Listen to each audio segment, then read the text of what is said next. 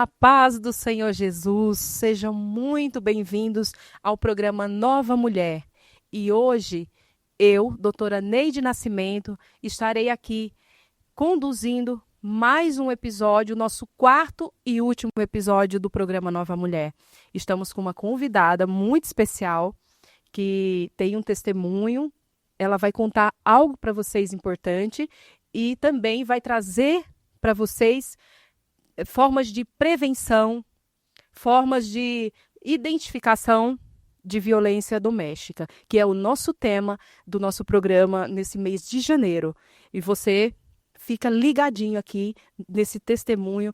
E ela também, gente, ela é psicanalista. Ela está aqui como pastora e psicanalista para cooperar, para trazer conhecimento para você, para mim, para todos nós que estamos aí acompanhando o programa Nova Mulher. E a nossa convidada de hoje é a Juliana Cândido, pastora, psicanalista e mulher.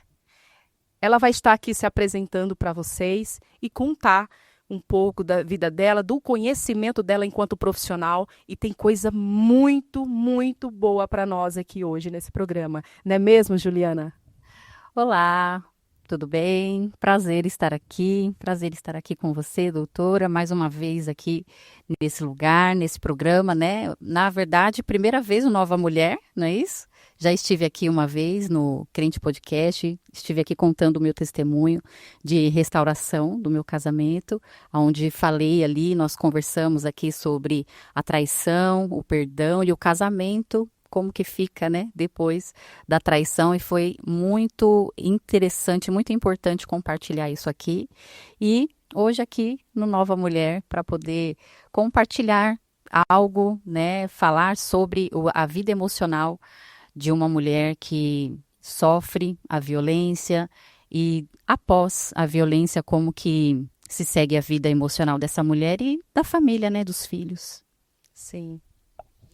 Ju, nós passamos aqui por um mês e esse programa de hoje, ele é especial porque ele vai falar de ciclos, ele vai falar sobre formas de prevenção, vai falar sobre o pós a violência, ou até mesmo como as mulheres que são vítimas de violência, em especial a psicológica, como elas vão seguir, como que elas podem buscar ajuda. Então, já com esse início de programa, eu gostaria de te fazer uma pergunta que é bem relevante, que é como a psicanálise, ela compreende, ela entende esse ciclo de violência doméstica. Você pode nos orientar, falar um pouquinho sobre essa pauta? Sim, uma mulher que sofre a violência, ela normalmente, naturalmente, ela vai chegar em sete terapêutico, né? Isso quando ela encontra essa coragem de abrir para alguém. Porque acredito que muita dificuldade existe na vida dessa mulher que sofra violência moral, física, patrimonial, como nós falamos, né? Qualquer tipo de violência, essa mulher encontre essa coragem de se expor por conta do medo de ser julgada, de ser criticada, né? Ela talvez não tenha tanta profundidade de entender que num lugar terapêutico ela não vai encontrar julgamento, ela não vai encontrar crítica, dedos apontados ou perguntas como por que você ainda está nesse casamento. Ela não vai encontrar, né, esse tipo de questionamento, né? Mas muitas encontram essa dificuldade de abrir o coração para alguém. Mas quando chega, né, ela pode chegar com uma fala, já com um roteiro pronto, né, já com esse bloqueio para não se sentir violada, talvez, né, ali nas suas questões, mas ela já pode chegar com um questionamento eu não sei se isso é violência, eu estou passando por alguma situação, talvez você como advogada, né, doutora, pode também, talvez receba mulheres assim. Bastante. Não sei bem se isso é violência, talvez é exagero meu, eu acho que eu exagerei na situação, por isso que talvez aconteceu isso, né? Ou ele me bate, mas sempre tem um mais, né? E ali a psicanálise ela vai entrar nas questões de nomear, dar nomes ao que essa mulher está vivendo. Seria o que aconteceria em sete terapêutico, né? Nós iríamos começar a dar nomes. Tá, não é violência, tá, e você não sabe se é violência. Mas como que acontece? Como que se inicia? Né? O que você acha que pode ser ou não pode ser violência. Então, nós começaríamos assim, num set terapêutico, se chega uma mulher que sofre violência diante de uma terapia. E um exemplo, Juliana, a mulher chega com um histórico de violência psicológica e física para fazer uma terapia. Mas, como você bem mencionou, é difícil até para a própria mulher ela se autocompreender de que ela realmente está passando por um abuso, por uma violência. Então, como que você, enquanto profissional, você acredita que você pode direcionar essa mulher a ela entender, a ela buscar a própria identidade dela, para ela viver e ela dizer assim, não, realmente, eu estou sendo vítima. Ela se identificar. Porque a mulher, ela demora um pouco a perceber a violência. Tem alguns casos, né, que chegam até mim, onde a pessoa fala assim, não, foi só um empurrão. Não, ele fez isso, ele vendeu isso aqui, mas não tem problema. Ele só vendeu a casa, ele só vendeu o carro, ele só vendeu algo que seria do casal. Eu não queria que ele vendesse, eu não autorizei ele a vender. Mas a minha palavra não conta. Então ele faz tudo, quando eu venho saber, ele já fez, ele já vendeu, ele já fez dívidas em meu nome. Então, quando chega uma mulher assim, enquanto profissional, quais seriam os primeiros passos para que essa mulher ela conseguisse se colocar na situação de violência e realmente enxergar que ela está sendo vítima? Sim. Porque a maior dificuldade é essa, é ela se enxergar enquanto vítima, que alguém tem o domínio sobre ela. Sim. De alguma forma. Então, como seria esse trabalho de trazer essa mulher a se autoanalisar, a realmente se colocar nesse lugar e não mudar a violência para algo, vamos dizer assim, mais leve. Ela sempre justificar a violência. É que acaba minimizando, né? Com medo, porque ela não sabe o que vai fazer se ela sair daquele relacionamento. Então, ela acaba minimizando, né? Que a gente falou, né? O mais. Acontece isso, mas ela acaba minimizando, né? Mas nós iríamos, primeiramente, como disse um pouquinho antes, dar nomes. Primeiramente, vamos organizar aqui. Não vai ser num primeiro encontro, né? Isso vai ser um processo, porque como você bem disse, ela não entende muitas vezes que aquilo é uma violência e que ela é a vítima, né? E muitas vezes ela acaba se colocando no lugar de culpada. Então nós iríamos entrar numa investigação do inconsciente dela. Então ali geralmente não é uma regra, mas geralmente mulheres que ficam presas nesse tipo de relacionamento e ela acaba normalizando, né, e minimizando, já é um lugar conhecido nas emoções dela. Esse lugar de violência já é um lugar conhecido no inconsciente dela, como já um hábito de vivência. Talvez ela não foi propriamente violentada na sua infância, mas viu uma mãe sendo violentada. Né? Cresceu num lar disfuncional, cresceu num lar violento, cresceu Sim. com um pai que bebia, que quebrava as coisas, às vezes não batia na mãe, né? Não batia nos filhos, mas quebrava a casa inteira. Né? Um pai que gritava, um pai que colocava uma pressão, ou um tio, ou o cuidador, a família que criou, né? Então, ali dentro da mente dela, aquilo é um lugar conhecido. Ela acha que ela sabe lidar com aquilo.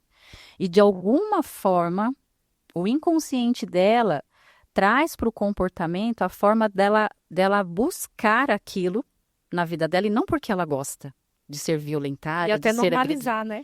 acaba normalizando, mas num ato dela estar buscando uma forma de mudar aquela situação que causava tanto medo e tanto terror na vida na infância dela. Então, o comportamento dela acaba buscando esse tipo de relacionamento. Não por gostar, mas por uma tentativa inconsciente de mudar aquela situação. Olha que interessante. Só que nós não temos o controle sobre o outro, né? Então, ela fica naquele relacionamento minimizando e fazendo um teste dela com ela mesma, só que de uma forma inconsciente, de que em algum momento aquilo vai mudar. Então, nós iríamos trabalhar isso, né? Chega uma mulher assim, nessa condição, então eu vou eu sempre falo assim com as minhas clientes, pacientes, né? Nós vamos começar da frente para trás. Então, eu vou fazendo perguntas, a gente vai dando nomes, aquilo, ela mesma vai acabar se autorrespondendo, né? As questões ali dentro da causa dela, né? É guiado de uma forma onde ela mesma começa a trazer o inconsciente para o consciente. E ali ela mesma começa a ter os seus insights.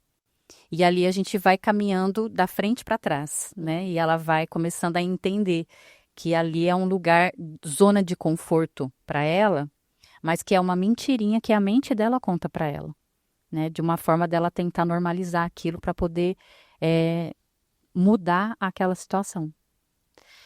E, por exemplo, chega uma mulher vítima de violência psicológica, né? Que é difícil de se identificar. Sim. Porque não existe uma lesão ali, né? Então, vai ser um pouco mais complexo. Chega uma mulher para fazer a buscar uma ajuda terapêutica ou até mesmo pastoral. Uhum. Como que você acredita que ela vai dizer assim, eu preciso de ajuda? Ela vai te procurar, já é difícil de identificar uma violência psicológica. Em algum momento, você tem algo que você pode estar passando, para quem está nos ouvindo agora, que pode estar pode estar passando por uma violência psicológica, mas que ainda nem pensa em buscar uma ajuda. Qual seriam assim, os indícios, Sim. o início assim, de que essa violência já está começando a ficar no estágio grave? Primeiro começa na autoestima, né?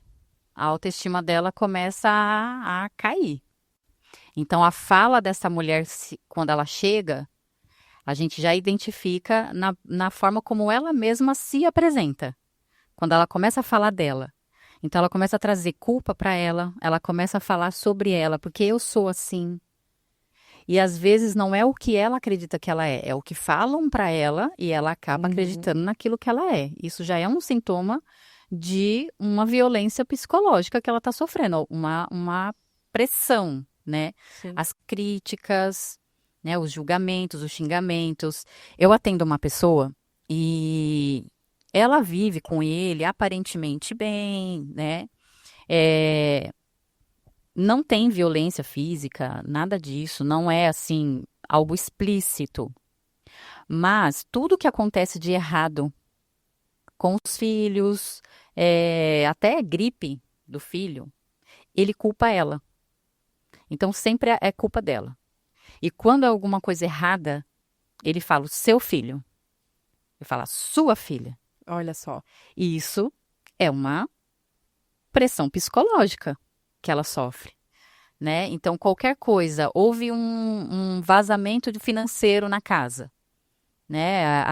Houve um problema aqui financeiro, ele culpa ela. É porque você está fazendo o cabelo, é porque você está fazendo sua Gastou unha, demais. você gastou demais, né? E ele, por sua vez, tem os seus gastos, tem alguns vícios, mas ele não enxerga essa parte. Quando ela fala, ele muda o contexto e joga para ela. Né? Então, ela já até chegou a falar assim, eu tô pensando em deixar de fazer meu cabelo, tô pensando em deixar de fazer as coisas, porque para ver se eu paro de ouvir isso, né? E ali a gente vai guiando nós duas ali com perguntas E hoje ela começou a se posicionar. Ela começou a mostrar para ele, ela não bate de frente assim com ele, né? Mas de uma forma muito elegante, eu até uso isso para, né? De uma forma elegante, né? Você se posicionar e mostrar o dinheiro é dela, ela trabalha, né?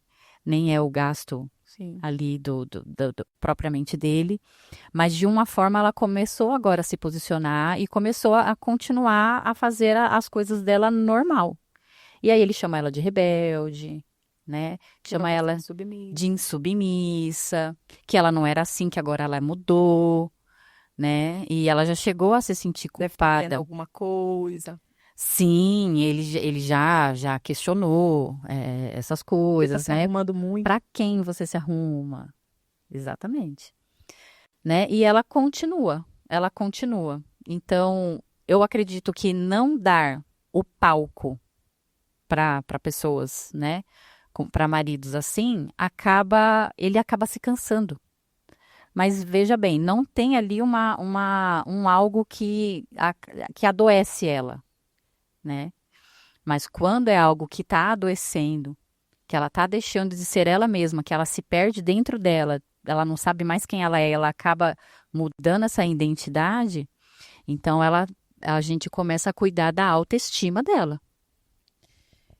Você atende só mulheres cristãs ou não? Você tem um público geral? Ou você atende muita mulher cristã? Porque a gente tem visto que o índice de violência doméstica, né, no lar cristão, no meio cristão, é desesperador. Sim. Vamos dizer assim que acima de 40 a 42% da população das mulheres brasileiras são cristãs que sofrem violência. Então, por que você acredita que por que esse número é tão alto no meio cristão? Você tem algo que você possa trazer para nós, enquanto psicanalista, enquanto pastora? Qual seria, na sua visão, o motivo? Bom, a primeira pergunta, né? Eu acabo atendendo, sim, no momento, 100% das minhas clientes, incluindo casais, porque eu também atendo casais. Atendo os homens, mas sempre dentro desse contexto de relacionamento, né? São cristãos. Tem alguns que são cristãos católicos, mas na maioria cristãos evangélicos.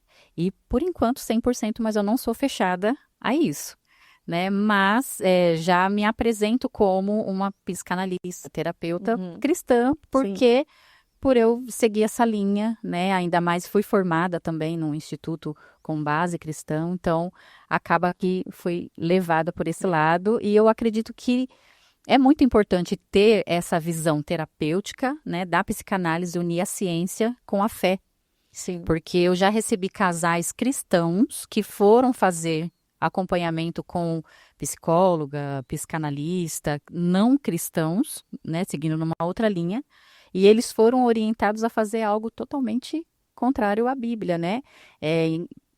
Acredite se quiser, foram orientados a seguirem, a abrirem o relacionamento para ver se poderia apimentar o casamento. Meu Deus. Então, eles fugiram desse atendimento e começaram a procurar um terapeuta, algo cristão, Sim. né? E aí, me procuraram, fiquei com eles quase 1 ano e meio, mais ou menos, e foi uma bênção. E olha só, a Não importância, precisou, né? Porque eu acredito que iria cair bem numa separação. Né? Aquilo que era para unir iria separar. Então, sim, atendo nesse contexto cristão. Né? A outra pergunta? A outra pergunta é, no seu ponto de vista, por que esse número tão alto no meio cristão, ele tem ocorrido? Você acredita que o que seria o motivo central? Olha, eu acredito que dentro da igreja evangélica existem muitas pessoas ali com transtornos de personalidade. Ali, inclusive, um pouquinho antes a gente estava falando sobre os narcisistas, né?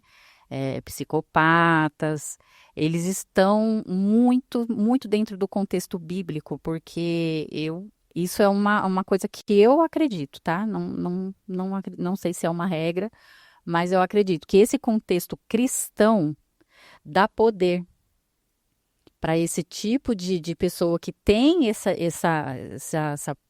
transtorno de personalidade, dá poder a eles por conta dessa coisa principalmente da submissão, Sim. né? Então isso dá um certo poder para esses homens quando eles querem reverter o que realmente a Bíblia está dizendo, né? Sim. Então eles revertem para o lado deles.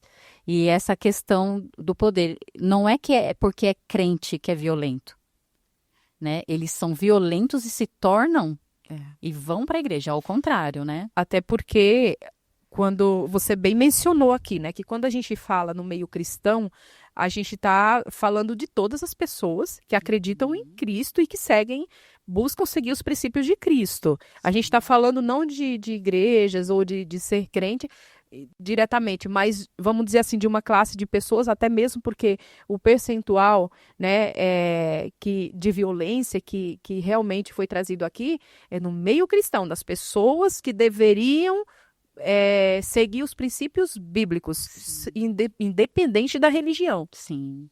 Né? Independente de ser crente, de qualquer igreja, de ser católico, não, todos. Sim. Todos estão aí dentro desse índice, né? Por conta já dos princípios. Então, você mencionou que você acredita que a submissão, a falha no entendimento A falha da no submissão e até mesmo num campo fértil para as pessoas que são doentes psicologicamente. Exatamente. Eu acredito que eles olham para esse contexto e ganham uma notoriedade ali, né? Um poder naquela palavra. Então, são os violentos, são os que contêm esse problema nessa personalidade que acabam pegando esse lugar para poder ter um certo tipo de poder, né? E acaba revertendo a favor deles. Sim. Porque eles sabem ludibriar, né? Essas pessoas que têm esse transtorno de personalidade, seja o narcisista, seja o psicopata, né? Nessas questões, eles sabem trazer qualquer fala para eles. E eles acabam convencendo, né? Pela o poder que eles carregam. E principalmente se eles tiverem uma base para dizer que a mulher tem que ser submissa por conta dos princípios bíblicos. Então, para ele, isso é uma justificativa excelente. Excelente. E veja bem, né, que se a gente for aprofundar na palavra, é totalmente ao contrário. Porque é um diz para sacrificar, né, para proteger, é para o homem. Exato. Para amar, é para o homem. Né? Não tá ali, a mulher ame os seus maridos, mulher, tá, é submissão, né? Se a gente for fazer a separação da palavra submissão, né? Sub é estar debaixo, né? De uma missão. Qual é essa missão desse homem? Qual é a missão dele? A missão dele é me amar, me proteger e se sacrificar por mim. Essa é a missão. Então, eu acredito que os dois precisam andar juntos. Não é uma mulher ser submissa ao homem do jeito que ele é, do jeito que ele tá, né? Então, os homens que têm esse contexto violentos, eles acabam trazendo essa confusão e acaba convencendo, né? Sim. É bem interessante essa parte, porque hoje a gente tem visto, né, muitas pessoas identificando pessoas narcisistas, né? E é lógico que, como você falou, no meio cristão não vai ser diferente. E nesses casos, se a mulher ela tem que ser submissa, conforme os princípios bíblicos, mas ela tem um marido narcisista. Sim. Como que faz, né? Como ela faz? O que fazer? Como agir? Sim. Vamos dizer assim,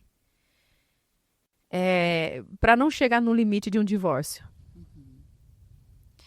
Então, essa mulher ela tem que ver o contexto, a gente precisa sentar, né, fazer toda aquela anamnese, aquele contexto e ver qual é a história desse casal, né? Então, vamos falar de uma coisa mais grave, vamos logo, né, com os dois pés logo na parte mais grave. Ela Sim. apanha mesmo e tem uma vida de violência mesmo, né? E ela chega é um casal cristão, né? Então, primeiramente, a violência ela é crime. Então, como que a gente vai fazer essa mulher entender que o marido dela é um criminoso? Então, volta àquela questão. A gente vai começar a dar nomes às coisas. Ela mesma vai começar a entender aquilo que ela vive. E quando ela entender, caramba, eu não consigo viver isso. Eu não preciso. Ela precisa ter essa consciência. Ela precisa sair do inconsciente para o consciente. Eu não preciso passar por isso, né? Então, ela vai precisar de entrar nesse modo de consciência de que o marido dela é um criminoso. Né? Mas assim, se a mulher ela apanha, ela sofre uma violência, ela busca todos os meios, mas ela, por princípios bíblicos, ela não, ela é orientada a não separar, não de se divorciar. O que a psicanalista ela pode, vamos dizer assim, ela deve fazer nesse sentido? Porque na sua visão, mais especificamente, se essa mulher ela chega e realmente ela foi vítima de uma violência e ela precisa sair desse lá, ela precisa de fato parar com essa violência que está acontecendo, não sendo mais uma vítima vulnerável ali, que está sendo dominada, que é violentada, mas que por conta dos princípios ela ainda não tomou iniciativa. Sim. Você, enquanto psicanalista cristã, o que você acha que ela tem que tomar de decisão? Ela pode se divorciar nesse extremo? O que ela vai fazer? Ela está indo buscar uma ajuda de um profissional, Sim, nesse exemplo hipotético. sim. Ela está indo buscar ajuda. Ela chega lá e ela já fez uma denúncia que ela está sendo vítima de violência doméstica, dentro do lar. Sim. Qual seria o posicionamento, no seu caso, até mesmo se você quiser falar do ponto profissional e depois você falar do ponto enquanto pastora, enquanto líder religioso, os dois pontos. Como que você ia fazer com essa pessoa? Qual seria o seu posicionamento? Como psicanalista, como profissional, eu não devo dar ordens. Como profissional, eu estou ali para atender as emoções dela. Eu não estou ali para bater um martelo. Para fazer ela se enxergar, Eu estou ali ela para fazer identificar. ela fortalecer o eu dela. Eu estou ali para trazer uma percepção de uma coisa que é real. Eu não estou ali para poder nem alimentar as fantasias dela, porque ela vai chegar cheia de fantasias, né? E eu não estou ali para ordenar o que ela deve fazer, o que ela não deve fazer, mesmo isso sendo algo muito grave, né? Como profissional, isso faz parte da ética. Sim. E aí, como profissional, eu preciso seguir. Porque digamos que eu chegue para ela e falo, você tem que sair dessa casa, você tem que separar. Primeiro que os meus atendimentos são online. Ela está lá na Bahia, eu estou aqui em São Paulo. Como que eu vou dar uma ordem para ela, né? Então, eu preciso fazer um acompanhamento para ela começar a ter uma percepção daquilo que realmente ela está vivendo. Fortalecer o eu dela para ela ter uma força de dentro para fora, para ela se levantar e se posicionar. E criar coragem para fazer aquilo que já está acontecendo. Porque uma separação já está acontecendo, né? Já não tem ali uma vida conjugal saudável já há muito tempo. Então, ela vai começar a enxergar e ter essa percepção. Ela vai começar a se fortalecer, a trabalhar a autoestima, ela vai começar a enxergar o que é real, o que é mentira, a culpa, Vai começar a ser trabalhada a culpa, vai começar a ser trabalhada essas questões emocionais. Isso no ponto de vista profissional, né? Aí entra a parte pastoral. Digamos que uma mulher dessa me procure como pastora, né? Aí entra toda aquela questão da religiosidade. Ela sofre risco de vida. Então, primeira coisa que eu vou falar, fuja pela tua vida. Tem um lugar seguro para ficar? Já aconteceu isso com a gente como pastores, né? Chegou, mandou, só que não foi não foi presencial. Não chegamos nem a conversar de forma presencial, só foi mesmo pelo telefone. Aí ela sumia da igreja, ficava um tempão, depois de uma mensagem falando que estava tudo bem. Mas a princípio, no primeiro contato que ela mandou, primeira coisa, você tem um lugar seguro? Quer que eu vou aí te buscar? Foi a primeira coisa que eu fiz. Tem como eu entrar aí? Vai meu marido, a gente vai aí, a gente te pega e você fica aqui na minha casa com seu filho. Então, primeira coisa, dá para fugir pela sua própria vida. Depois a distância, com uma distância, a gente começa a tomar as decisões. Isso no caso de uma violência, vamos dizer assim, mais física, né? Nós estamos falando da coisa grave, né? Coisa grave, da situação mais grave. Mas e no caso, assim, de uma violência que é mais difícil de se identificar como uma psicológica? Sim, como profissional, aí a gente vai, né, na parte profissional, a gente vai trabalhar o eu da mesma forma, né? Porque às vezes há uma recuperação nesse sentido. Qual é o primeiro sinal da pessoa que ela está sofrendo ali uma violência psicológica? Você consegue identificar assim um sinal que você olhou, está passando por uma violência psicológica? Primeiro ela fica deprimida, né? Ela entra num estado de depressão. Crise de ansiedade, palpitação. Aí a parte física dela, né? Na parte física dela, ela sente isso. Ela fica deprimida ou entra mesmo num estágio de depressão. Ao mesmo tempo, crise de ansiedade, síndrome do pânico, né? Tudo vira gatilho para ela. Ela muda as vestes. Ela não tem mais prazer nela. Ela não tem mais prazer de se arrumar. Ela não tem mais prazer de arrumar cabelo, às vezes nem de arrumar casa, né? Não tem mais prazer nos filhos, ela não vê graça na vida. Então, quando você vê uma mulher que ela tá andando cabisbaixo, né? Ela não olha no olho. E aí a gente começa a perceber que alguma coisa tá errada no relacionamento. E no caso, isso no caso do profissional, né? E no caso como pastora? A gente observa isso também, né? Observa, já vai chamar para conversar, tá acontecendo alguma coisa, né? Você tá precisando de alguma coisa, e aí ela vai abrir. Olha, meu marido tá falando assim, ele me acusa, ele esconde dinheiro, eu não sei quanto que ele ganha, ele gasta tudo com ele mesmo, aquela coisa da violência patrimonial, emocional, moral, né? No caso dessa minha cliente, a culpa é sua, né? Ali a gente vai orientar, fazer um acompanhamento terapêutico, sempre, precisa fazer, porque ela precisa fortalecer o emocional dela, ela precisa entender que aquilo que acontece também é uma violação, né? Ela está sendo violada ali naquele momento. A gente vai ver familiar, como que fica ali, né, os filhos, né? E até onde ela tem o suporte para aguentar aquilo. Sim. Né?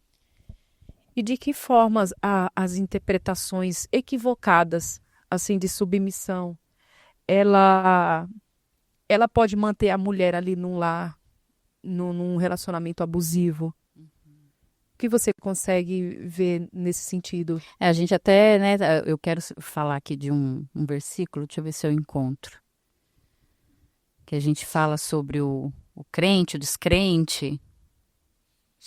Deixa eu ver se eu encontro aqui. Onde fala lá em 1 Coríntios, né? Se o descrente quiser apartar-se, que se aparte. Em tais casos, o irmão ou a irmã não fica sujeito à servidão, né? Aqui, no caso, está falando sobre essa pessoa querer sair do relacionamento, né? Mas esse homem que ele já está tratando aquela mulher totalmente ao contrário do que a Bíblia manda, que é tratar ela como Cristo tratou a igreja, como Cristo tratou a igreja? Com violência, né? Então, como Cristo tratou a igreja? Amando ela, sacrificando por ela. Se esse homem ele faz totalmente ao contrário, para mim ele já é um descrente, né? Então, ele já está ali se apartando daquele relacionamento. Ele está empurrando ela, de alguma forma, né, para fora daquele relacionamento. Então, a irmã e o irmão não fica mais sujeito a esse relacionamento. Sim. No caso, assim, agora entra um pouquinho que eu identifiquei, assim, quando eu estava assistindo o seu testemunho. Eu vi que você mencionou uma parte sobre o perdão, né? Assim, na sua visão, o perdão de permanência, quando ele de fato ocorre, é, em que situação você vai identificar que a pessoa está utilizando só aquela forma de perdão para dar continuidade à violência? No sentido de, vamos ser mais direta, a pessoa perdoa aquela situação, aquele abuso, e dá uma nova chance para a pessoa, porém, a pessoa muda só por um momento, ou muda, como é o seu caso, né? Você teve um êxito aí, você perdoou. Conta um pouquinho para nós como que foi essa situação e como que seria, como é diferente para as pessoas que só perdoam e depois voltam às velhas práticas, a praticar de novo a violência. Explica um pouco para nós nesse ponto. Sim, no meu caso não houve, né, a violência, houve uma traição, né, ali, e que não deixa de ser algo que mexe no emocional, né, e houve sim o perdão ali. E esse perdão, ele foi também de uma forma assistida também por mim, né? Então, a gente perdoa de imediato, naquele contexto, mas também a gente vai assistindo a situação em si do relacionamento. Houve uma mudança de comportamento na parte do meu marido. Então, ele mudou, ele foi mudando, lógico que não foi do dia para a noite, né? Mas ele foi mudando o contexto de vida dele. Aquilo que escondia, não escondia mais. Aquilo que era em oculto, começou a colocar na mesa. Começou a colocar as mazelas dele. Olha, eu sou assim, eu preciso de ajuda nisso daqui. Ora comigo, eu tenho essa dificuldade aqui. Começou a abrir coisas que não abria antes. Então, começou a conquistar a minha confiança, né? Aquelas questões de pessoas que traem, né? De colocar senha em celular, não tinha mais, não ia mais para banheiro com celular. Então, são mudanças de comportamento. Onde ia, falava, me chamava para estar junto. Mudança de comportamento. Isso foi conquistando uma confiança. Num caso de um casamento assim, de violência, pode acontecer desse homem cair em si, né, e buscar ajuda, querer entender por que ele é tão violento. Né? Às vezes é porque bebe, né? Quais são os contextos familiares desse homem também que é violento, precisa ser também analisado isso. E ele entrou nesse entendimento e ele começou a buscar ajuda. Essa busca de ajuda começou a mudar o comportamento dele. Então é aonde essa mulher também vai entrar, né, vai querer perdoar ele, né, vai perdoar, ela precisa também estar observando uma mudança de comportamento. E quando tem aqueles casos, pastora, onde depois do perdão, aí depois vem a reincidência. Volta novamente a praticar a violência, volta às velhas práticas e não tem mudança. Primeira coisa a observar. Esse homem, ele bateu, cometeu ali aquele ato violento, um crime. Aí ele vai pedir desculpa. Só que a desculpa dele é uma forma exagerada. Já é a primeira coisa a observar. Ele é tão intenso quando ele está violento e ele também é tão intenso quando ele vai pedir perdão. Então, essa intensidade, essa mulher, ela já precisa estar observando. Ele vai chorar, ele vai comprar buquê de flores, ele vai fazer loucuras para poder ganhar ela de novo. Isso já é um sinal de não arrependimento. Não é arrependimento. Olha só que interessante, porque eu já vi um caso assim, né? Onde a pessoa sempre ficava perdoando, perdoando, e todo recomeço era aquela coisa, sabe? Ela falava, Intensa. ai, me deu isso, ai, fez aquilo, nossa, acho que tá arrependido mesmo. Só que ela ficou tão inubriada, ficava tão inubriada com aquelas atitudes, assim, tudo igual você mencionou mesmo. Uhum, É tudo muito intenso, né? exatamente. Então, isso seria um indício de que Não tem arrependimento. Primeiro que ele não vai falar, às vezes até vai falar. Sim, vai falar, eu vou procurar ajuda. Até faz uma sessão terapêutica, até vai. Mas ele vai tentar convencer a terapeuta de que ele também é vítima. Então, a fala dele sempre vai ser alguma coisa de forma bem intensa e sempre se colocando num lugar de vítima em algum momento. Essas falas, primeiro, ele vai falar assim: a culpa foi minha, fui eu, mas ele também ele carrega um mais na fala dele. Isso também sinal de não arrependimento. Ele vai tornar a fazer. Aí a gente até usa muito aquele versículo, eu não lembro onde é que tá agora, esse versículo onde fala, né? Se o sujeito, o indivíduo, a pessoa ali, ela não sofrer o dano, ela vai tornar a fazer. Então, esse cara, ele não tá sofrendo dano nenhum, porque ele, logo de imediato, ele chega com um buquê de flores depois de uma porrada na cara dela, e ela já logo aceita. Né? Porque também tem a questão dela. A gente falou um pouco mais cedo, né? Ela tem um vício emocional. Ela fica viciada nesse retorno, que é o que a gente chama de lua de mel. Então, entra a violência, é um círculo, né? Que a pessoa vive. Entra a violência, entra a desculpa e depois a lua de mel. Aí volta de novo. Violência, desculpa, lua de mel. Só que essa mulher, ela fica presa na lua de mel. É na forma como ele vai tentar resgatar. interessante, E olha ela só. fica esperando esse momento, né? E isso acontece muito, né? Muito. Elas ficam presas nesse lugar. Na forma da volta. E ela acha que essa volta, que é essa lua de mel, vai permanecer. E ela acredita que esse recomeço para ela, na mente dela, vai ser um recomeço, que tudo pode mudar e não vai mudar. Não vai. Então, primeiro indício, a intensidade. Como que tá essa intensidade? Um cara que ele muda, ele vai aos poucos, porque ele ainda está aprendendo a lidar com ele. Então, ele ainda está tentando se aceitar. Um cara que traiu, um cara que violentou, um cara que fez alguma coisa que violou as emoções da outra pessoa, ele vai entrar num modo de arrependimento misturado com remorso, que precisa ter os dois. Sim. Precisa ter os dois. Tem gente que abomina o remorso, mas eu não abomino. Acredito que tem que ter os dois. Ele não vai ser do dia para a noite. Ele vai começar a aprender a lidar com ele. Então, é um processo. Ele vai devagarinho, ele vai buscar ajuda, ele vai começar a confessar, ele vai começar a dizer coisas. Olha, aquele dia foi assim, foi isso aqui, fui eu. E ele nunca vai levar o dedo para ela, acusar um filho ou colocar culpa em qualquer outra situação. Ah, é porque o meu pai era assim. Ele não vai colocar culpa em nada. Ele vai trazer totalmente a responsabilidade para ele. Aí sim é um indício de um começo de um processo de mudança.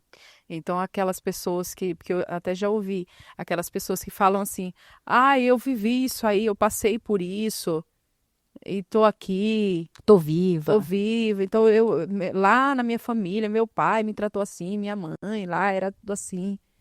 Então, esse é um ponto bem importante para ficar em alerta, Em né? alerta, porque no caso ele está falando do homem falar isso, né? Ele está tentando normalizar um comportamento.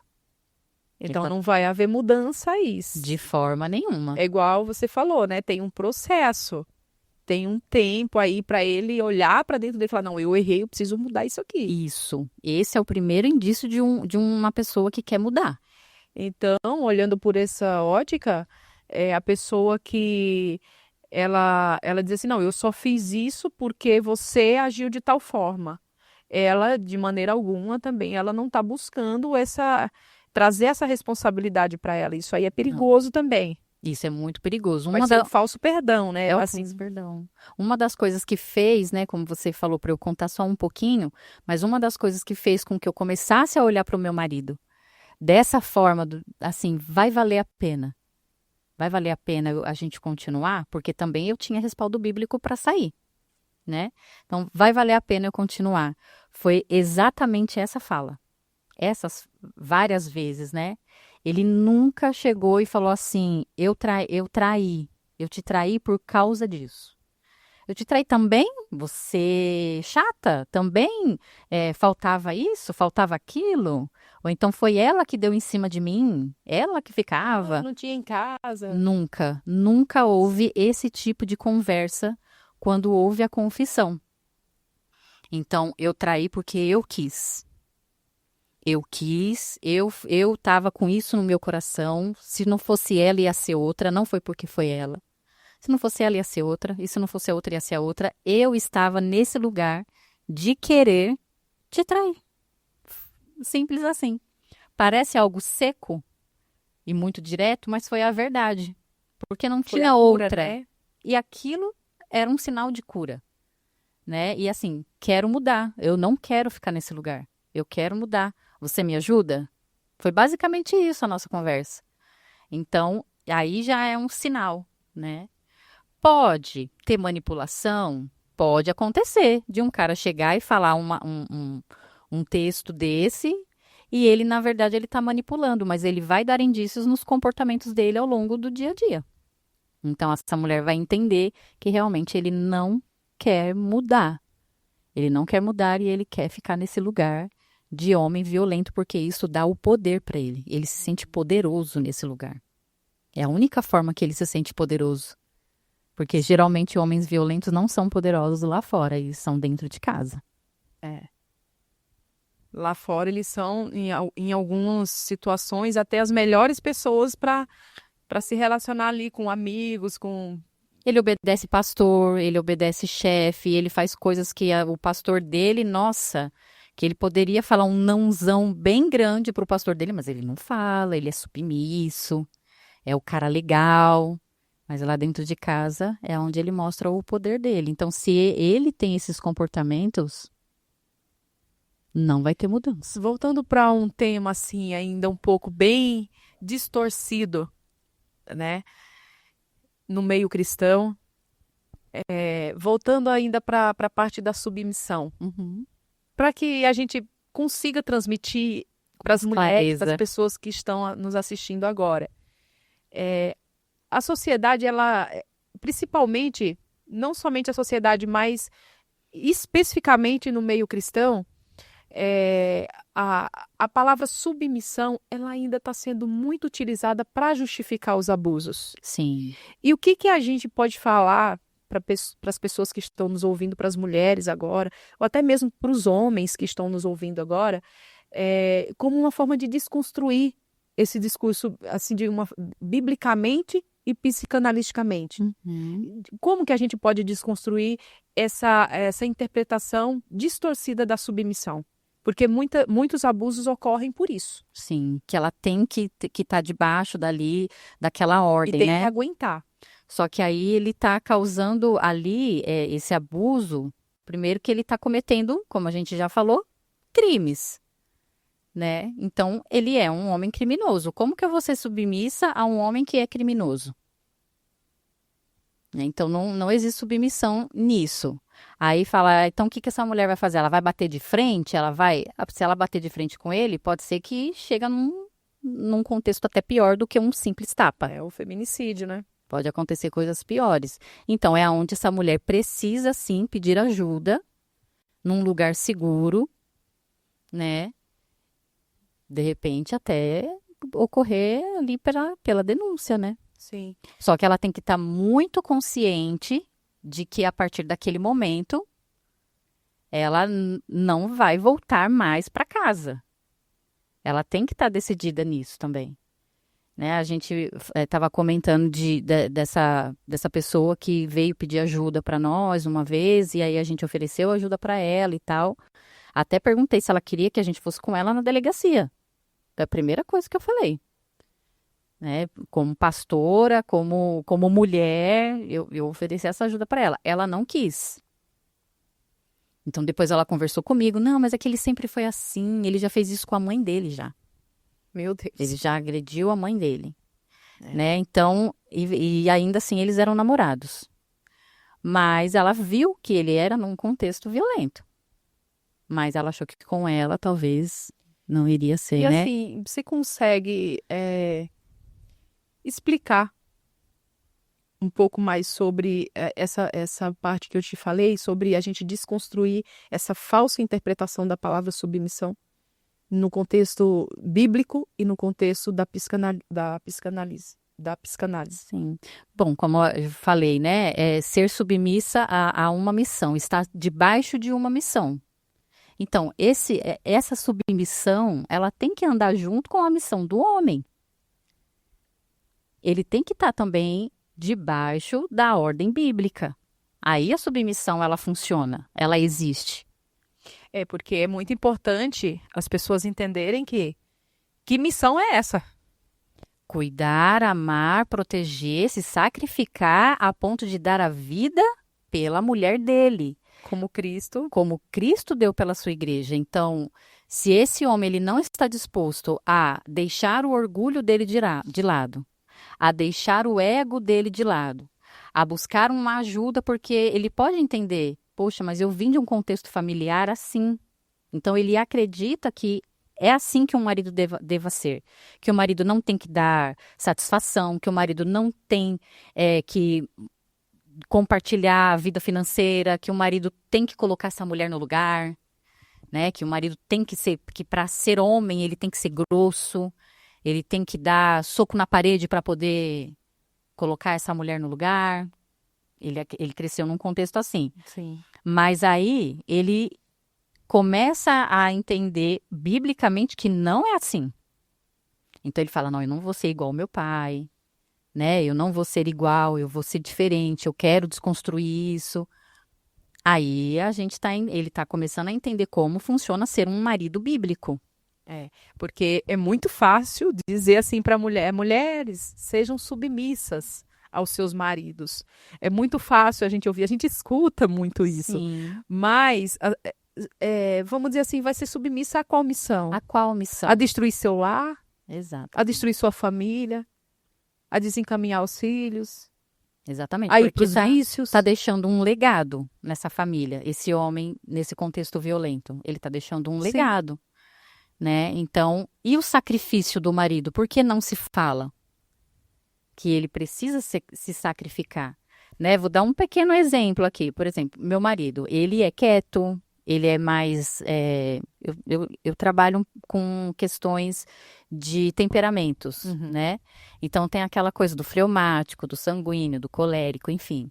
Ele tem ele é fleumático, ele é apático, ele não esboça emoções, né? Ele não tem grandes, assim, expectativas para as coisas, dá a impressão de ser indiferente, de não valorizar certa coisa, sabe? Mas ele aprendeu, está aprendendo. Às vezes ele não quer tirar foto, ele não quer fazer as coisas que às vezes eu peço, mas ele se esforça contra o eu dele para poder me agradar. Então, às vezes ele não quer sair, por ele fica em casa, mas para poder me agradar, ele me leva para sair, ele me convida, ele tenta ali ser criativo, coisa que não é o eu dele. Então ele se sacrifica a vontade que ele tem para me amar, para me valorizar. Então isso é uma coisa pequena, né? Mas que é muito importante num casamento. Isso já é um sacrifício. Por que que não se fala sobre isso? O quanto que esse homem precisa se sacrificar do eu dele para essa mulher poder ser submissa, né? Que não quer dizer que essa mulher vai ser uma mulher desrespeitosa. A gente não... tem gente também que confunde, né? Submissão com desrespeito. Né? Uma mulher insubmissa com uma mulher desrespeitosa. Né? Não é desrespeito, ela não vai xingar, tacar as coisas nele. Né? Ela não vai fazer isso porque ela é uma mulher cristã também, é uma mulher educada, ética. Mas essa submissão, ela alcança um casamento de um marido que ama a esposa como Cristo ama a igreja. Gostei dessa parte. Você poderia explicar um pouco mais sobre essa parte dos sentimentos? Quando você falou que ele é fleumático, para as pessoas que estão nos ouvindo agora falar, nossa, eu sou assim, elas se auto-identificar. Explica um pouco mais Sim. sobre essa parte para nós. Então, tem essas questões do temperamento, né? Tem, por exemplo, uma pessoa que é colérica, que tem o temperamento colérico. Isso significa que esse homem, ele é um homem mais direto, ele é um homem mais seco, mais duro na forma de falar, né? Ele é enérgico, ele é agitado, ele busca resultado nas coisas. Então, essa mulher, essa esposa que é casada com um homem colérico, a gente vai falar só dos maridos, tá? Porque senão vai a fundo. Então, ela tem esse marido como um marido grosso, um marido que não tem sentimento. Nossa, ele não Muitas vale. vezes não é, né? E não é o temperamento dele. Que tem como moldar, não tem como mudar, porque a gente nasce com um temperamento, né? Estudos mostram aí, não é uma coisa cientificamente comprovada, tá? É estudo de comportamento, né? Mas estudos mostram que isso é biológico. Então, a gente tem excessos dentro da gente, né? São fluidos. Os temperamentos, eles são fluidos, que moldam o nosso comportamento. Então, uma pessoa fleumática, ele tende a ser uma pessoa mais apática, uma pessoa mais fria, que não demonstra muitas emoções, né? Ele busca mais a paz do que ter razão, diferente do colérico que busca ter razão do que paz. Tipo assim, se eu não tiver paz, problema, eu quero ter razão, né? Esse é o comportamento de um colérico. Tem um sanguíneo. Um marido sanguíneo é aquele marido que leva tudo à brincadeira, faz piada com tudo. Tá sempre querendo forçar um riso da esposa. Transforma algo que é sério em piada. Porque ele foge de conflitos, ele não quer resolver aquilo, ele foge, né? Então, acaba, nossa, não leva nada a sério, parece que não dá, não é é uma pessoa infantilizada, se não for maduro, né? E tem o marido melancólico, que é um marido que leva tudo pro coração, literalmente. Se ofende com tudo, né? Tá sempre ali quieto no canto dele, não quer sair, não quer falar com ninguém, né? É mais observador. Então, são comportamentos que, às vezes, acaba trazendo conflitos para o relacionamento se não for entendido. Claro que isso não é uma regra, sim, porque se soma com a personalidade. Nós não somos só temperamentos, né? Nós temos personalidade, nós temos caráter, nós temos a ambiência da onde a gente veio, né? Eu sou sanguínea, mas eu fui... tenho um temperamento sanguíneo, mas eu fui criada por uma mãe com temperamento colérico e um pai melancólico.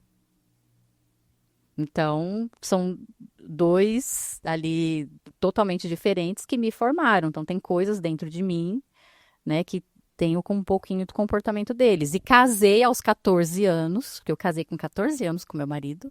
Então, ainda na fase de adolescência, com uma pessoa fleumática. Então, tem coisas que eu também carrego dele em mim. Mas a minha natureza é ser pra fora, é gostar de sair, gostar de falar, de fazer piada com tudo, né? De ser engraçadinha. E às vezes ele não vê graça nas coisas. Porque é o jeito dele, a natureza dele, né? Então isso às vezes acaba trazendo muito conflitos. Pastora, no caso, assim, da violência doméstica contra as mulheres, assim, qual o maior impacto que você observa enquanto profissional e também enquanto pastora mesmo, enquanto líder religioso? Qual o maior impacto que isso pode causar na mulher? Esses abusos, essa violência? Primeiro que deixa marcas totalmente profundas nas emoções, né? Então, causa medo, insegurança para tudo, para qualquer coisa.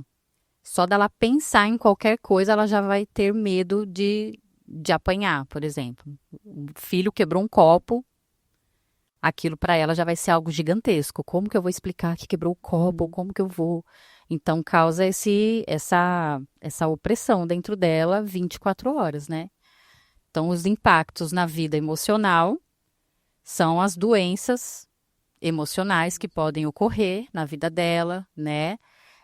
Pode trazer transtornos também psicológicos nessa mulher. Ela pode ali desenvolver a depressão, desenvolver a síndrome do pânico, desenvolver até uma certa esquizofrenia, sabe? Pode trazer. A gente vê aí, eu ouvi falar, eu não conheci, né, de uma mulher que ela sofria violência e ela ficou louca. Né? Ela estava internada, inclusive na época que eu ouvi essa história, né, de uma professora de canto. E então mexe totalmente até trazendo esse tipo de transtorno de loucura, né? E assim, na sua visão, por que você, se você acredita que as mulheres, ela carregam a culpa, vamos dizer assim, quando existe o caso de violência, e enquanto profissional, você acredita que por que a mulher, ela traz esse sentimento de culpa? Primeiro porque é falado para ela, né? É sempre falado, você apanhou por causa disso. Então ela acaba acreditando nisso, mas já é uma mulher vulnerável emocionalmente de lá de trás. Porque para ela aceitar estar num relacionamento desse, é como a gente disse mais cedo, ela já veio desse contexto. Então, quantas culpas essa mulher carrega dentro dela como uma menina ferida dentro dela? Então, ela já vem com uma sentença de culpa lá de trás. Então, qualquer fala desse marido, ela toma como verdade, porque ela tá com uma distorção na mente dela, daquilo. Então, ela se sente culpada. Então, ela entra nessa fala, né? De se eu não tivesse falado, se eu tivesse colocado os meninos para dentro mais cedo, se eu tivesse feito tal coisa, se eu não tivesse olhado torto, se eu tivesse olhando para baixo, ele não ia me bater. Então, ela acaba trazendo essa culpa para ela, mas porque ela já vem desse contexto, certamente. Sim. E algo bem interessante aqui, que a gente mencionou logo no início aqui do programa, sobre um alto índice de violência em relação às mulheres, né? E principalmente violência doméstica. Qual o papel da igreja em relação à violência doméstica? Agora, enquanto pastora. Sim. Vamos para a parte agora pastoral. Qual o papel da igreja quando chega um caso desse de violência doméstica? Sendo curta, né, e direta, é acolher essa mulher, primeiramente, acolher sem fazer perguntas. Por que ele te bateu? Mas o que você fez? Mas o que aconteceu? Ele bateu. Não tem um porquê, não tem o que aconteceu, o que ela falou. Mas será que não foi porque você gritou alto? Porque aí a gente vai entrar na fantasia dela. E aí que mora o perigo, né? E é aí que mora o perigo. E eu acredito, eu nunca conversei com pessoas que foram até, não sei, mas de ouvir em podcasts, em entrevistas, já vi, né, nessas questões, que são recebidas dessa forma. Mas o que você fez? Mas o que aconteceu? Então, primeiramente, vou falar por mim, pela minha igreja, eu como pastora, acolheria essa mulher sem fazer perguntas. Primeiro passo. Primeiro passo. Segundo passo, tem um lugar seguro? Né? Você tem um lugar seguro? Ele está em casa? Não, ele foi embora, não sei o que lá. Foi embora e foi para tal lugar. Ou então ele está em casa. Então, você tem um lugar seguro? Não tem. Eu coloco na minha casa. Agora, terceiro passo. Aceita ir fazer a denúncia? Porque é uma outra questão que isso é já uma coisa minha. Eu não sei quanto a lei, como que funciona, né? Mas eu perguntaria se ela aceita. Porque eu também temeria pela minha vida também. Porque aí tem a questão, esse marido é tão violento a ponto de envolver a gente, né? Mas assim, corajosamente, eu acolheria essa mulher, pegaria ela, traria ela para minha casa ou levaria para um lugar seguro que ela tivesse e perguntaria se ela aceita denunciar. Esse seria, na sua visão, o papel da igreja, Sim. né? O O papel papel da igreja. enquanto ministério, enquanto líder religioso, você trazer a pessoa, Sim. vamos dizer assim, acolher, fazer esse primeiro, Primeiro estágio, os primeiros né? estágios do que pode, vamos dizer assim, para evitar. Porque para prevenir. proteger ela, aí digamos que é um casal da igreja. Ele também é da igreja. Primeiro eu vou proteger ela. Depois, se houver essa entrada, se houver essa possibilidade de abordar ele também. Porque se ele é membro da minha igreja, se ele faz parte da igreja ou faz a obra, nós como pastores temos esse direito e esse dever de chamá-lo também para uma conversa. Até porque ele carrega o nome da igreja, né? Exatamente. E alguns líderes a gente tem visto que a pessoa está ali cometendo, o líder está sendo omisso e a mulher está sofrendo a violência e aquilo vai se estendendo de uma forma. Em alguns casos chegam ao extremo, a gente sabe e vê isso diariamente nos noticiários, né? E tem essa questão do líder dizer assim, não, eu não vou Me me meter. meter. Nesse caso específico, desses líderes que têm esse posicionamento, Uhum. a gente tem visto, né, que alguns deles, inclusive, estão sendo também, vamos dizer assim, denunciados por omissão. Sim. Porque quando a igreja acorda e vê que a igreja não é somente um lugar onde tem pessoas cheias de problemas, ou até mesmo pessoas santas demais. Não, ali a gente vai lidar com várias pessoas e a igreja tem uma função social. Sim. E uma das funções sociais da igreja é exatamente ajudar essas pessoas. É proteger. É proteger. Exatamente. E não dizer assim, não vou me meter. Até mesmo por medo, às vezes por alguma questão. Porque existe sim caso de violência, Ju, que é assim: o casal briga, traz isso para os líderes. O líder já sabe como a pessoa é estourada e briga e tudo. O que acontece? O líder vai lá, orienta, faz o papel dele. Faz os primeiros atendimentos, a primeira abordagem. Só que daí depois o casal volta de novo às boas. Sim. E o que aquela pessoa sai? Aí sai da igreja. Normalmente vai sair por conta da vergonha, né? Foi exposto. E em alguns casos a gente tem visto assim, sai da igreja, mas sai de lá falando. Sai de lá falando assim, que foram falar da vida dele, Por se do casal, intrometer, foram né? se intrometer na vida deles enquanto casal. Mas eles não chegam para dizer que eles praticaram a violência. Exatamente. Aí oculta aquele lado que seria acusatório para ele. Exatamente. Aí ele oculta aquilo. E aí ele vai continuar cometendo aquele mesmo ato. E às vezes até essa mulher ela entra na mesma onda dele. Ela também sai com esse ressentimento da igreja. Porque ele Infelizmente. tem um certo domínio sobre ela, né? Ele tem Então domínio. ele vai falar e vai trazer essa culpa, ele vai ter que jogar a culpa em alguém. Sim. Só que a igreja fez o papel dela. Os líderes fizeram o que tinham que fazer. Por isso, Ju, que eu falo o seguinte: a forma de prevenção dos líderes, a atuação, a ação que eles têm que ter inicialmente é exatamente essa. Acolhe, orienta, direciona, praticou o ato, tem as autoridades para isso, tem a lei para isso, para punir o ato dele. E daí vai caber, é lógico, de uma certa forma, a vontade dela de decisão, o poder de Exato. decisão é lógico que vai ser dela, do que fazer.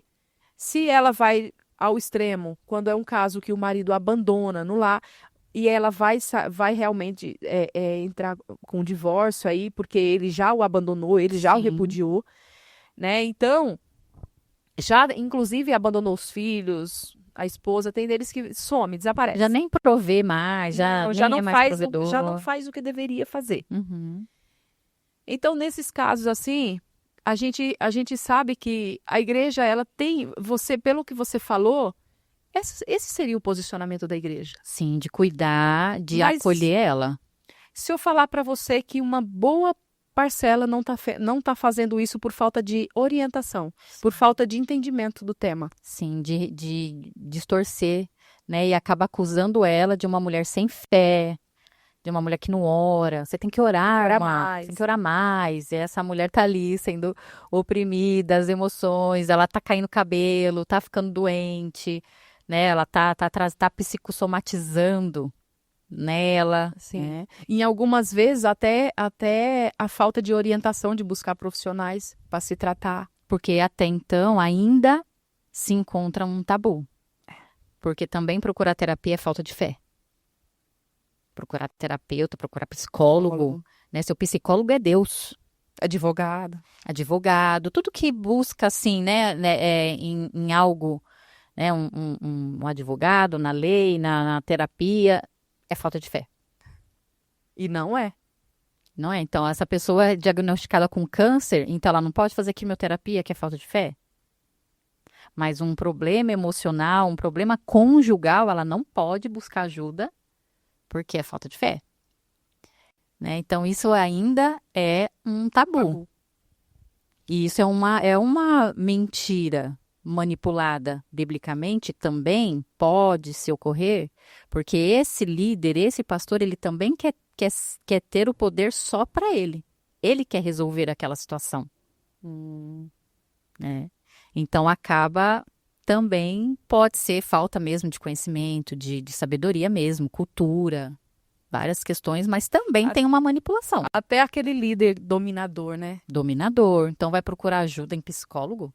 Ouve o que eu estou falando. E aí a fala dele é, ora mais.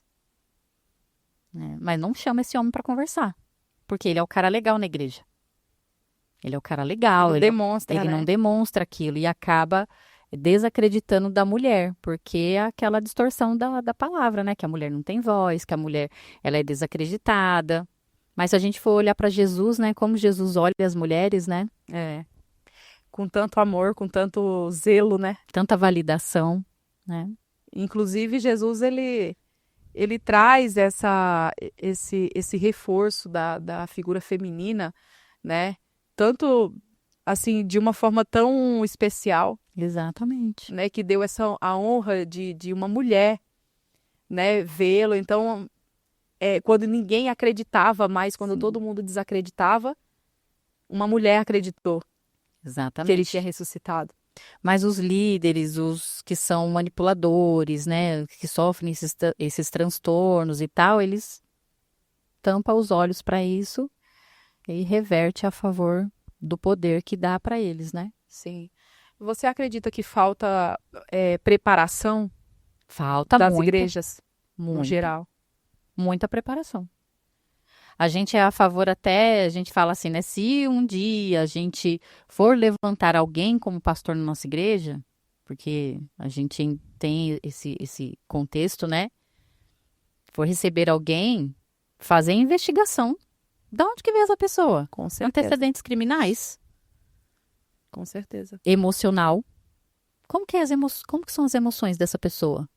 Quem é ele? Qual é o contexto? De onde veio? Como é a família? Como ele vive? Não existe isso. Né? A gente veio de um ministério que nós servimos por muitos anos, que ali tem denúncias horrorosas ao longo dos anos que a gente ficou ali. Ali já teve pedófilo, ali já teve homem violento, homem que fez cárcere privado com a esposa, pastor. Todos pastores. Alguns ainda estão lá pastoreando, outros já saíram, mas nenhum foi denunciado. Olha só, é uma omissão, né? Uma omissão. E se eles soubessem, Ju, que a omissão é punível, assim como a prática. Sim. E aí lá, depois que ele for, né, punido, quem sabe ele não muda? Pode ser que mude, mas ele precisa ser punido. Será que teria a necessidade da lei estar entrando numa esfera que nem, vamos dizer assim, nem deveria existir a necessidade, quando a própria lei vem falar que precisa de antecedentes criminais para uma pessoa cuidar de um departamento da igreja? Exatamente. Não precisaria Nem disso. precisava. Não precisaria se os líderes se posicionassem ao ponto de ter visão e não colocar qualquer pessoa sem conhecimento. Exatamente. Sem saber a história, sem conhecer. de fato, quem está colocando, porque o povo ali que está sendo liderado, vamos dizer assim, tem uma responsabilidade, os líderes Muito têm uma grande. responsabilidade muito grande. São famílias que, dependendo do que você fala, num altar, ou então até mesmo numa reunião ali, né, numa orientação, dependendo do que você fala, você causa um problemão. Sim, Então, a gente vê que se a igreja buscar esse equilíbrio novamente, trazer a responsabilidade para si de como agir sem ter com a medo. vara da justiça, sem ter medo, seria diferente. As coisas começam a mudar, né? Se todos pensassem assim, né? E não tivessem medo de perder membresia, né? Não tivessem medo de perder os poderosos da igreja, Exatamente. né? Não tivesse esse medo de bater de frente, porque como liderança a gente tem esse direito. Ou até né? mesmo aqueles que estão lá, que sempre servem, que fazem as coisas. Se não tivesse esse medo de perder Exatamente. membro, Vidas estariam sendo restauradas, casamentos também, porque esse homem ele pode mudar, como eu disse, sim, ele pode mudar, ele pode buscar, né, esse entendimento, se arrepender de verdade e se submeter à vontade de Deus, porque um homem que se submete àquilo que Deus ordena verdadeiramente, explicitamente na palavra, que se estudar direitinho vai descobrir, vai entender, né? Se esse homem se submete, que prazer essa mulher vai ter de ser submissa a esse homem? Que casamento Exatamente. saudável que vai ser, né? exatamente. Mesmo se um dia esse casamento começou num contexto errado, mas pode ser transformado. Mas a partir de que esse homem busque esse entendimento. Porque eu acredito, como pastora, como psicanalista, como mulher, que parte do homem. Não é a mulher que tem que mudar o homem. Porque a ordem é para o homem se sacrificar. Então, ele precisa se olhar para dentro dele e analisar esse contexto. É normal eu dar um soco na cara da minha mulher? É normal eu quebrar copos? Ele precisa olhar para ele e se perguntar. Combina com quem eu digo que eu sou? E ele fala que ele é filho de Deus. Ele fala que ele é de Cristo. Combina? Então, se ele começar a fazer essa autoanálise, é muito capaz que pode ocorrer um processo de transformação. Sim. Né? Então, mas ele precisa, e parte dele, não dessa mulher. O que cabe a essa mulher é buscar ajuda e denunciar. Sim, é verdade. Ju, a gente está chegando aqui ao fim do programa. E foi um prazer, uma honra. Prazer estar aqui com você.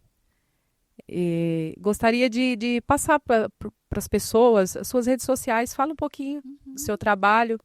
Sinta-se à vontade. Bom, pode me encontrar no Instagram, né? Tá lá, Juliana Cândido PSI, de psicanalista, né? Então tá, Juliana Cândido PSI, pode me encontrar lá a gente compartilha os conteúdos, né? Sobre relacionamento difícil, sobre traição, perdão, quando ficar no casamento, quando não ficar nesse casamento, né? Em contexto bíblico, em contexto emocional também, em todas as questões. Me encontra também no TikTok, estou ali, né, no Facebook, Sim. TikTok também estou como Juliana Cândido. E não sei se vai estar aí. Pelo Instagram tem ali o meu contato, né? Entra lá na minha bio, consegue entrar em contato comigo pelo WhatsApp e precisando agendar uma consulta, eu faço atendimentos online, né? Atendo aí todo o Brasil, fora do Brasil e estou aqui à disposição para poder te ajudar, te trazer clareza para aquilo que for necessário, né? Para a vida emocional. Sim, e principalmente as pessoas cristãs também, né? Sim, Seu trabalho. principalmente porque a gente acaba desmistificando muita coisa. Sim. Né? E é um processo, então acaba desmistificando. Não é a primeira sessão, não é na segunda, é algo que a mente da pessoa está tão entranhada, algumas crenças que limitam ela, né? E ali a gente vai desmistificando muita coisa. Ai, gente, foi um prazer, uma honra imensa participar desse tema, participar desse programa maravilhoso, o programa Nova Mulher. Me senti muito honrada. Agradeço ao Crente Podcast por essa oportunidade, né? E ao programa de trazer um tema tão relevante para a nossa sociedade, para as mulheres, para a igreja. Sim, principalmente que é algo que não é falado nos púlpitos. Sim. Né? Nós, na nossa igreja, a gente tem trazido de uma forma muito clara sobre comportamento. Né? A gente prega muito Cristo, né? Prega Jesus, comportamento. Jesus, comportamento. Porque as igrejas acabam pregando muito promessas e bênçãos, mas não fala sobre mudança de comportamento, né? Exatamente. Bom, e para quem quiser me achar aí nas redes sociais, TikTok, Instagram, Neide Nascimento Oficial, doutora Neide Nascimento. E também vai ser um prazer sempre falar desses temas tão importantes e tão relevantes para as mulheres em especial. Né? Em alguns programas a gente falou também da parte oposta, né? A gente falou das dificuldades também que os homens encontram quando as mulheres também são aquelas que não têm aquela sabedoria que deveria ter. Olha, muito importante. E age de forma errada. Hoje vamos dizer assim, que as mulheres foram agraciadas com a sua participação, né? Trazendo aí conhecimento, trazendo, enquanto psicanalista, enquanto pastora, trazendo essa visão, né? Esse fechamento de programa com essa visão excelente. Parabéns mais uma vez. Agradeço a sua participação. Obrigada. E a paz do Senhor a todos vocês. Obrigada.